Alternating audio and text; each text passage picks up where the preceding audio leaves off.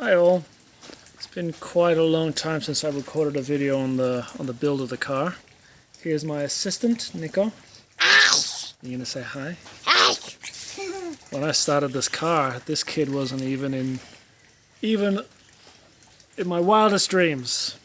Otherwise I would have probably left the rear seat in the Discovery, because that's been a problem. Huh? A two-seater with a family? No good. So, I'm currently dismantling the car with the help of my assistant, Nico. Yeah, you're being a good assistant. Ouch. Sorry for that. That hurt. Okay, so quick summary. Car's got about 6,000 kilometers on it. Oh, no, careful. It's done the drive up from Sydney up to Brisbane. At what point the transfer case broke. The center diff just gave up. A little bit too much power. So, and then COVID broke out, and then we couldn't get the parts there, and then I couldn't get up there, so I got stuck in Queensland for a year. Anyway, it's now had 6,000 Ks on the clock. And there's a few niggling issues that I've got to deal with. So, one issue that I noticed when trying to... I've been struggling to get the tuning right. It'll run some days beautifully, then other days it'll just be like a dog. A lot of backfiring when the engine's sort of like in top gear, or when the transfer case locks. Not the transfer case, the torque converter locks. And then you try to accelerate, and then you end up getting backfiring on a sequentially injected engine, believe it or not. So upgraded the cables to IC ignition, put sort of race spark plugs in there. I had some very long-lasting, what are they called? Not titanium, tungsten tip plugs or something. Anyway, I can't remember what it was, but they were high impedance. So now those are low impedance plugs. Still got issues. So one thing that I've noticed is this little sensor here, that little fella down there, it measures the temperature and pressure of the gas that goes through into the injectors, and the ECU uses the temperature and pressure of the gas to work out how long the injector should open for. Now, this cable, the signal cable down here, which is a bit hard to see, I didn't shield it. And if I go around to the other side here, the loom's a little bit messy, but anyway, it's a home job, so forgive me for that. That cable runs down there, along with, right next to, the cable for the injectors. So high current switching, high current and switching right next to a signal cable, and it is creating noise, which I'm seeing in the logs of the ECU. So then that causes fluctuation in the temperature and pressure readings, which then causes fluctuation in how long the injectors open and close for. So I think I have that I've got to deal with. So one of the projects will be to, one of the things I'm going to be doing is replacing this cable and shielding it. And maybe I will also wrap. I've got some shielding tape, and I'll also wrap this these injector cables.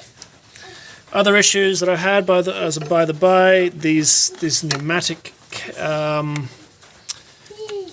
polyethylene or polypropylene lines, these air pressure lines, they don't like a lot of temperature, and of course, being in proximity to a turbo, they melted, and they melted a long time ago without even realizing it. This one here also melted. This one used to originally run along here, and just in this cavity here with the turbo nearby and all the exhaust manifold below, down there, it got too hot, melted, and collapsed. So what ended up happening was that turbo over there, the wastegate, was sealed off. So this car was running. Oh dear! And I've got a boy who wants to get up and see.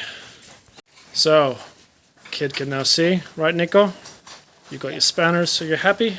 Yeah. Yes, you're happy? Okay. So, where was I? This line totally collapsed because of the heat. Meant that this wastegate couldn't open, which meant, Nico, please don't scratch the car, buddy. Please, no, no, no, no, no, no, no, no, no, no, no, we don't do that. No, no, no, no, no. No, we don't. You're being cheeky. We're not doing that anymore. This wastegate couldn't open. That meant this turbo was just going full bore all the time. And didn't even notice it. So this turbo was sort of regulating. That one was not. And so, just for those who are interested, how did I tell there was a problem? Well, that's the benefit of having a split intercooler and a temperature transmitter, a temperature sensor before the intercooler on either side and one in the middle. And what I did notice one day was when I was playing with the logs, actually we're trying to tune the turbos a bit, but this, well actually it was, this is the front, so that's the right hand side of the car. This was indicating a much higher temperature than what this side was, so then that sort of gave it away that turbo over there was working harder than this one. So I'm really happy I actually put those sensors in to detect that. Now, another problem I have, actually here's a unfinished project which is connecting the compressor up to here with the pneumatic line over to the tank in the back. That's a to-do. And then I've got to connect all of these lines here for the lockers. That was never done.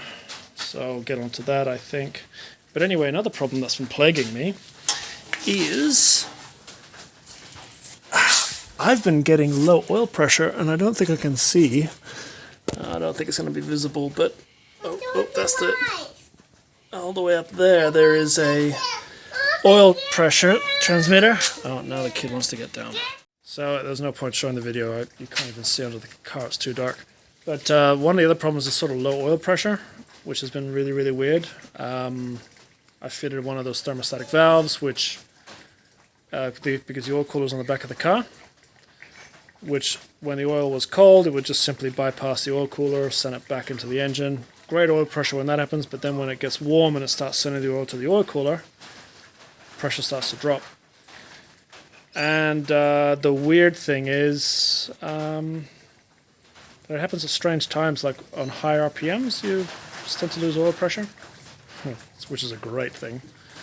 I think it's to do with where I've put the oil pressure transmitter, which is on a little block where the turbos get their oil from, and I might have too much oil going to the turbos and a restriction where the nut bolts onto the engine.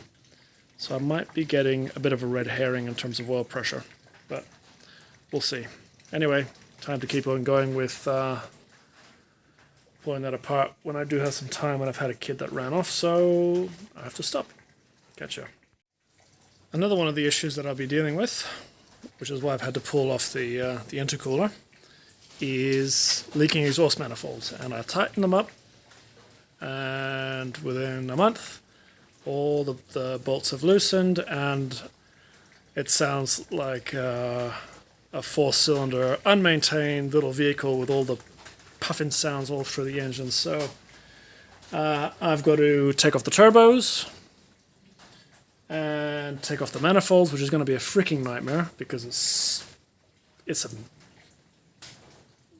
finger twisting work in there. I've got to pull them all off so I can put new gaskets in. Fun times. Anyway, we'll see what we do. Got to get done.